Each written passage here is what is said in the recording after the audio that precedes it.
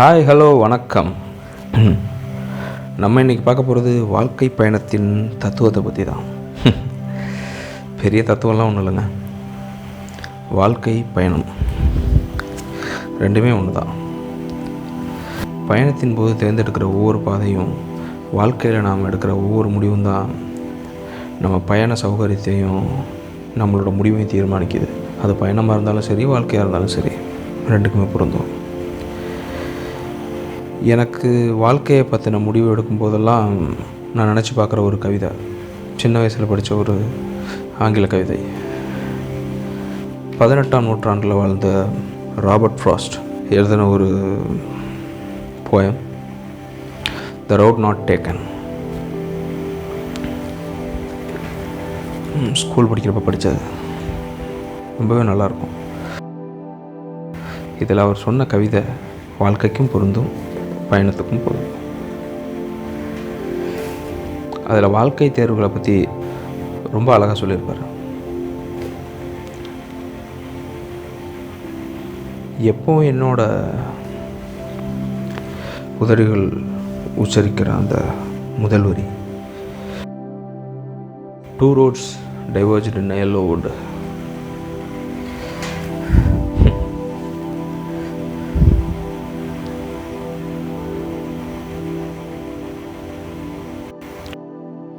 இந்த கவிதை ஏன் தோணுதுன்னு எல்லாருக்கும் தோணலாம். சொல்கிறேன். அதுக்கு முன்னாடி ஒரு குட்டி கதை சொல்கிறேன், கவனமாக கேளுங்க. ஒரு சின்ன பையன் காட்டுக்குள்ளே நடந்து போயிட்டுருக்கான். நீங்கள் தான் அந்த சின்ன பையன் நினச்சிக்கோங்களேன். காட்டுக்குள்ளே நடந்து போயிட்டுருக்கீங்க. உங்களுக்கு முன்னாடி ஒரு 2 பாதை பிரிஞ்சு போகுது. நீங்கள் முன்னாடி போகணுன்னா அதில் ஏதாவது ஒரு பாதையை சூஸ் பண்ணி ஆகணும். ஒரு பாதையை பார்த்தா ரொம்ப கரடு முரடா, நடக்கிறதுக்கே கொஞ்சம் கஷ்டப்பட்டு நடக்கிற மாதிரி ஒரு பாதை. இன்னொரு பாதை பார்க்கவே ரொம்ப புல்வெளியோட ரொம்பவே நல்லா இருக்குது. ஆனால் 2 பாதையிலையுமே மனிதர்கள் நடமாடினத்துக்கான, அதாவது நடந்து போன ஏதோ தடமோ எதுவுமே இல்லை. ரெண்டுமே ரொம்ப ஃப்ரெஷ்ஷாக இருக்குது. ஒரு பாதை ரொம்ப கடினமாக இருக்குது, ஒரு பாதை கொஞ்சம் ஈஸியாக இருக்க மாதிரி தோணுது. ஒரு குறிப்பிட்ட அளவுக்கு தான் உங்களால் 2 பாதையுமே பார்க்க முடியும். நீங்கள் எந்த பாதையை சூஸ் பண்ணுவீங்க அப்படின்னு கமெண்ட்டில் சொல்லுங்கள்.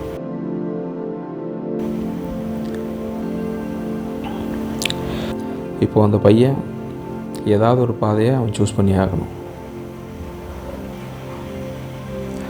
அவனால் 2 பாதையிலையும் பயணம் செய்ய முடியாது. அவன் ஒரு பாதையை விரும்பி தேர்ந்தெடுக்கணும். ஏன் விரும்பி தேர்ந்தெடுக்கணும்? எதாவது அவன் சூஸ் பண்ணிவிட்டு போயிட்டோம் அப்படின்னா,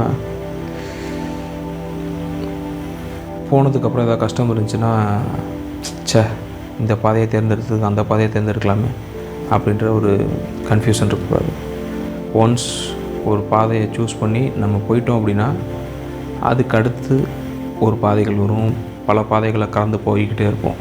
திருப்பி இதே முதல் சாய்ஸுக்கு நம்மளால் வர முடியாது.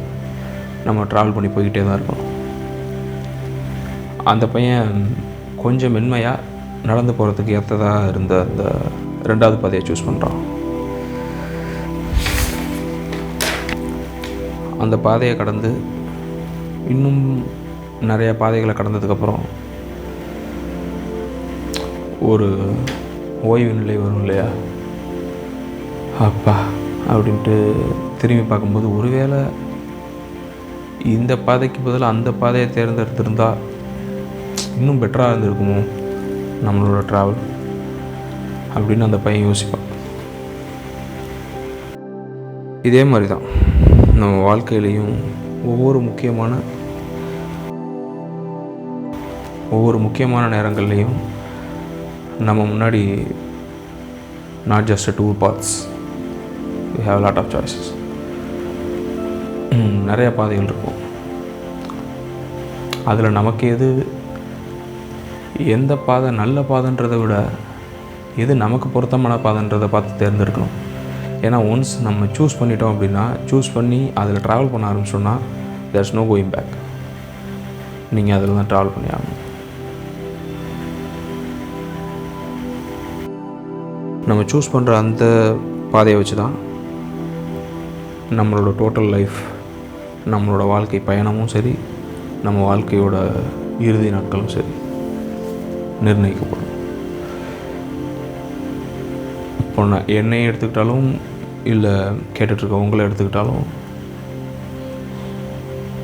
எல்லாருமே இந்த மாதிரி டிசிஷன்ஸ் எடுத்திருப்போம் வாழ்க்கையில். ஒவ்வொரு கட்டத்தில் நம்ம படிக்கிறதுல இருக்கட்டும், லவ், மேரேஜ், ப்ரொஃபஷன், எல்லாத்துலேயுமே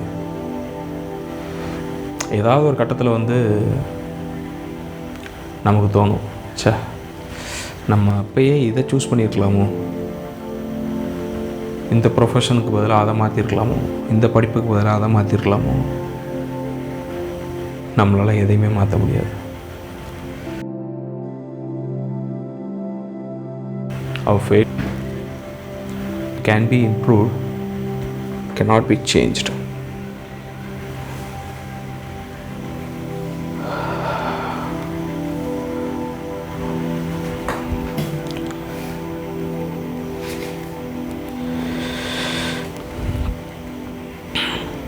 அதே மாதிரி தான் அந்த பையனும் கடைசி கட்டத்துக்கு வந்தோன்னே அந்த பாதையை சூஸ் பண்ணியிருந்தால் இன்னும் பெட்டராக இருந்திருக்குமோ அப்படின்ற மாதிரி யோசிப்பான். ஆத்தர் இதை எப்படி முடிச்சிருப்பாருன்னா, நான் எடுத்த இந்த முடிவுகளால் தான் என் வாழ்க்கை இந்த நிலைமையில் இருக்குது அப்படின்றதோட முடிச்சிருப்பார், ஒரு பெருமூச்சோட. அவரோட கொஸ்டின் என்னென்னா, நான் அந்த சைடு போயிருந்தால் இன்னும் பெட்டராக இருந்திருக்கணும். We don't know that. அந்த பாதை ரொம்ப அழகானதா இல்லை இதை விட மோசமானதா?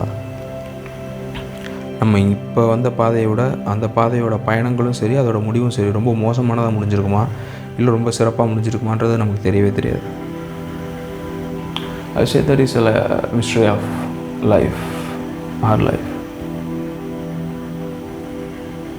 அடுத்த நொடி நம்ம இந்த சாய்ஸை மேக் பண்ணுறதுனால இன்னும் 10 வருஷம் கழித்து நம்ம இந்த லெவலில் இருப்போம் அப்படின்னு நமக்கு தெரிஞ்சிருச்சுன்னா நம்ம கம்பேர் பண்ணி செலக்ட் பண்ணிக்கலாம். அது அப்படி கிடையாது இல்லையா? நம்ம சரி தவறுன்றது இங்கே எப்போவுமே கிடையாது. நம்மளோட முடிவுகள், நம்மளோட தேர்வுகள் எப்போவுமே நமக்கு பொருத்தமானதான்றது மட்டும் தான் நம்மளால் பார்க்க முடியும். இதை தேர்ந்தெடுத்து நம்ம அடுத்தடி வச்சோம்னா அந்த பாதை நமக்கு விருப்பமானதாக இருக்குமா? அதுக்கப்புறம் அதில் எவ்வளோ கஷ்டம் வந்தாலும் நம்ம போராடி கஷ்டப்பட்டு எப்படியாவது மேலே வந்துடலாம்.